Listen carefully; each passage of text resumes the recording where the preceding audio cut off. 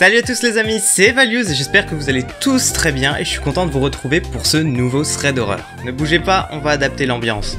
On est mieux là. Merci beaucoup pour tous vos retours sur la vidéo FAQ, j'ai vu qu'elle vous a beaucoup plu, vous avez été super nombreux à me répondre dans les commentaires et j'ai répondu à presque tout le monde. En tout cas, si vous l'avez pas encore vue, vous pouvez la retrouver en cliquant juste ici. Il se pourrait même qu'il y ait un mini thread dedans. Enfin bref les amis, on se retrouve pour ce nouveau thread d'horreur qui sera composé comme d'habitude de 2 histoires. Si elles vous plaisent, n'hésitez surtout pas à le dire dans les commentaires et à bombarder le pouce bleu pour me le faire savoir. Vous pouvez également vous abonner à la chaîne YouTube, ça fait toujours plaisir. Je pense qu'on est parti. Nick habite au Canada et lorsqu'il avait 12 ans, son oncle John est venu d'Ukraine pour leur rendre une visite. Il avait pour habitude, quand il leur rendait visite ou au téléphone, de toujours leur raconter des histoires qu'il a vécues. Mais celle qu'il lui a racontée ce soir-là l'a profondément marqué. Vous avez donc compris, nous allons suivre John dans les années 1960. On était donc au cœur de l'URSS et John voyageait en train d'un village à un autre pour rendre visite à sa famille. Il devait faire un changement de train à un moment. Et il a donc été déposé sur une gare, mais elle ressemblait plus à une petite plateforme perdue au milieu de nulle part avec une simple hutte. Il faisait nuit et c'était en plein milieu de l'hiver. Le temps passe et il n'y a toujours pas de signe du train qui devait récupérer John. Du coup il commençait un petit peu à s'inquiéter car le froid commençait vraiment à devenir glacial et intenable. Mais au moment où il se questionnait sur où il allait dormir et qu'est-ce qu'il allait manger, une vieille femme est apparue depuis la pénombre. Elle s'est approchée et lui a demandé quel train il attendait exactement. Après avoir eu sa réponse, elle lui a dit qu'il pouvait toujours attendre car il n'y aurait pas d'autre train avant demain. Du coup John est dépité, mais heureusement la vieille femme enchaîne en lui proposant de l'héberger chez elle. Elle lui a donc dit qu'elle lui offrirait un bon repas et une chambre, il suffisait de marcher. Mais le seul chemin qui partait de cette gare partait dans une forêt extrêmement sombre. Mais John n'avait pas d'autre alternative, alors il décide d'accepter. Ils ont marché plus d'1 heure dans un froid glacial et sans la moindre lumière. Une fois cette longue marche passée, ils arrivent en face d'une maison en piteux état. Il semblait y avoir 2 étages, mais John était bien trop fatigué et affamé pour faire attention à tout ça. Ils sont donc entrés, la femme a tout de suite foncé dans la cuisine et a dit à John de se préparer pour se mettre à table. Lorsqu'il arrive dans la salle à manger, elle avait allumé une lampe à huile et c'est la première fois qu'il découvre le visage de la vieille femme. Lorsque John lui a demandé si elle vivait ici toute seule, elle n'a pas répondu et son visage s'est comme décomposé. En tout cas, la dernière chose que John voulait, c'était être indiscret et se faire jeter à la porte. Alors il s'est juste dit que ça devait être un sujet sensible, il a fini son repas et a décidé de ne pas en demander plus. Une fois qu'il a eu terminé sa soupe, il a demandé à la vieille dame où est-ce qu'il pourrait dormir. Elle lui a donc dit de le suivre et l'a mené tout en haut des escaliers. C'était une toute petite pièce avec une fenêtre. Il y avait tout simplement un lit et rien d'autre. John n'en demandait pas plus, alors il a tout simplement remercié la vieille femme et lui a dit qu'il allait se mettre au lit sans attendre. Mais sans même dire de réponse, la femme se retourne, claque la porte et la ferme à clé. Elle ne lui avait même pas laissé de lampe, ce qui laissait John totalement dans le noir. Il était effrayé et quelques secondes à peine le temps d'interpréter les choses, il se jette à la porte et essaye d'appeler la vieille femme. Il regarde par la serrure et la voit descendre dans les escaliers en chantonnant. Mais là où John est très fort, c'est qu'il a essayé de se rassurer, de rationaliser, il s'est tout simplement dit qu'elle vit toute seule et c'est tout simplement par habitude qu'elle a fermé cette porte, elle n'a pas fait attention, elle lui réouvrira demain matin. Il pose donc sa valise dans un coin et décide de se mettre sur le lit. Mais il n'arrivait pas à trouver le sommeil car il se rend compte qu'il n'était tout simplement pas allé aux toilettes. L'envie était trop forte, il n'arrivait pas du tout à dormir à cause de ça, alors il décide de chercher un pot de chambre, ou tout simplement un vase dans lequel il pourrait faire pipi, n'importe quoi, il fallait que ça sorte. La pièce était totalement vide, mais il a quand même vérifié, il ne restait plus qu'à regarder sous le lit. Il s'est donc couché à 4 pattes et a commencé à passer le bras sous le lit. Mais ce qu'il a trouvé va totalement le laisser sous le choc. Il tire quelque chose qui semblait très lourd jusqu'à la lumière de la fenêtre pour en être sûr. Il s'agissait d'un cadavre. Il devait être assez récent car il n'avait pas commencé à se décomposer. Il lui fallait trouver un moyen de sortir. Il cherche donc un moyen de sortir de cette pièce, mais la fenêtre était clouée. John savait que s'il restait dans cette pièce, il allait finir comme cet homme. Mais que d'un autre côté, s'il brisait la fenêtre, le temps de dégager les bouts de verre pour ne pas s'empaler dessus, la vieille femme et qui sait d'autres dans la maison auraient le temps de monter et de l'intercepter. C'est là que John il a eu une idée de génie que j'aurais jamais eue, alors qu'elle est toute bête. Il a glissé l'homme sous la couette du lit et a décidé d'attendre caché sous le lit à la place du cadavre. Et c'est la peur au ventre qu'il a attendu environ plus d'1 heure avant d'entendre des bruits de pas dans l'escalier.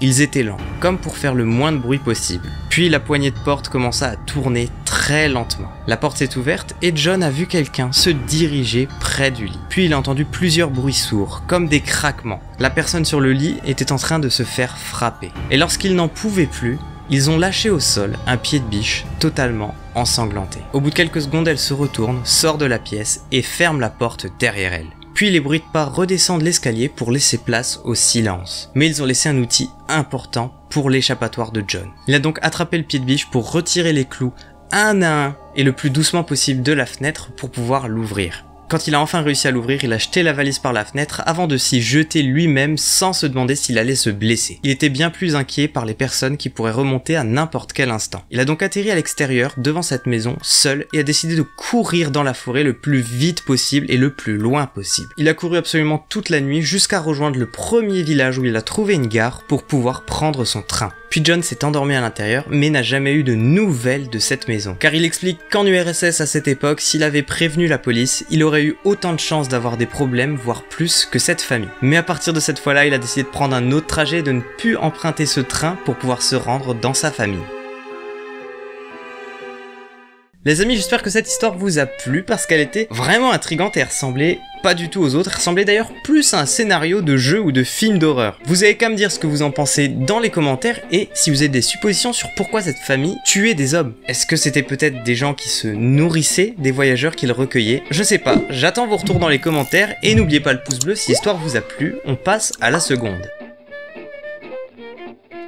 C'est l'histoire de John. Rien à voir avec celui de l'histoire d'avant. Il travaille dans une entreprise de sécurité et il y a un groupe de gens qui ont à peu près le même âge que lui. Ils s'entendent pour la plupart tous assez bien et ça leur arrive même souvent de sortir après le travail pour aller boire un coup. Il n'y avait à vrai dire que 2 hommes qui n'étaient amis avec personne d'autre que d'eux et ça arrivait à John de travailler avec eux en équipe de nuit. Il s'agissait de 2 frères et la plupart du temps, John les entendait parler de conversations au sujet d'armes à feu. Bill était l'aîné et Luke le plus jeune. À force de les entendre parler de tirer sur des cibles à longueur de soirée, John a fini par s'y intéresser et il en pouvait plus de parler à personne tout simplement. Lui ne possède pas d'armes à feu mais il sait que son colocataire, il en a. D'ailleurs si je l'ai pas dit, c'est le bon moment pour vous spécifier que c'est aux États-Unis. Un soir il a donc dit à Bill et Luke qu'il aimerait bien aller faire du tir avec son coloc et leur a demandé s'ils avaient pas tout simplement un bon spot pour aller faire ça. Les 2 frères se sont regardés un instant, ont échangé un sourire, puis lui ont dit d'aller sur Google Earth. Ils lui ont montré un endroit assez isolé où ils ont dit qu'ils avaient l'habitude d'aller, mais que personne ne viendrait les embêter là-bas. C'était à environ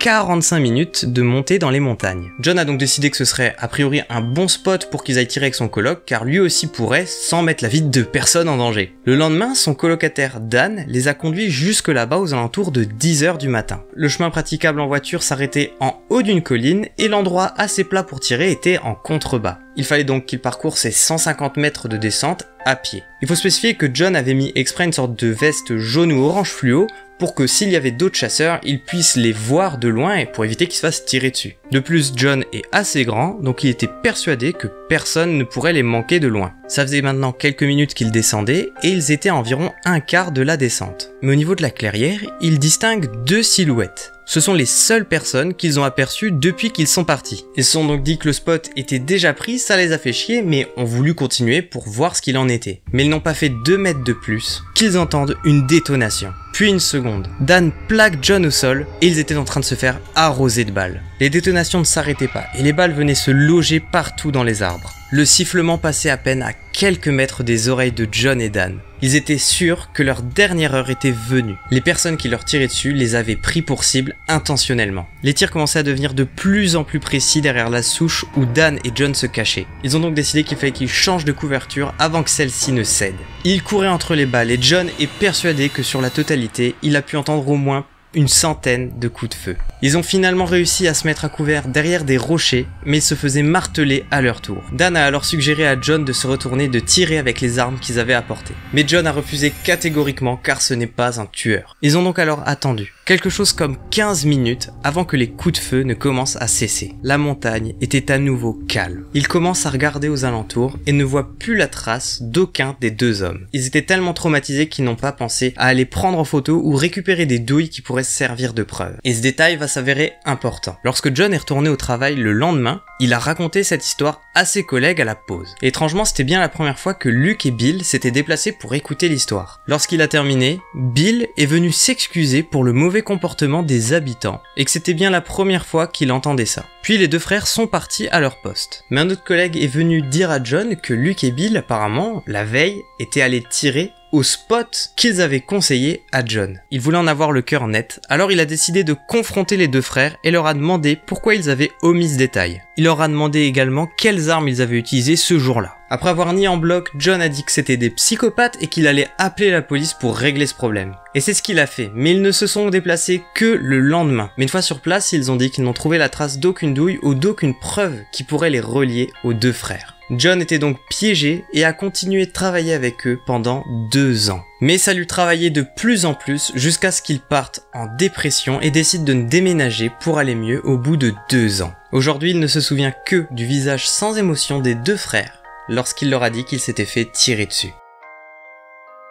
Les amis, c'est déjà la fin de cette vidéo et j'espère qu'elle vous aura plu. Les deux histoires, elles étaient vraiment ressemblantes à aucune autre que j'ai pu entendre jusqu'à présent. Et si elles vous ont plu, n'hésitez pas à bombarder les pouces bleus et à vous abonner à la chaîne si c'est toujours pas le cas. Évidemment, si vous êtes sur une bonne lancée, vous pouvez me rejoindre sur les autres réseaux sociaux pour être sûr de ne pas rater les actus. En attendant, je vous remercie d'avoir suivi cette vidéo jusqu'à maintenant et je vous donne rendez-vous lundi ou mardi pour la prochaine. C'était Values, ciao!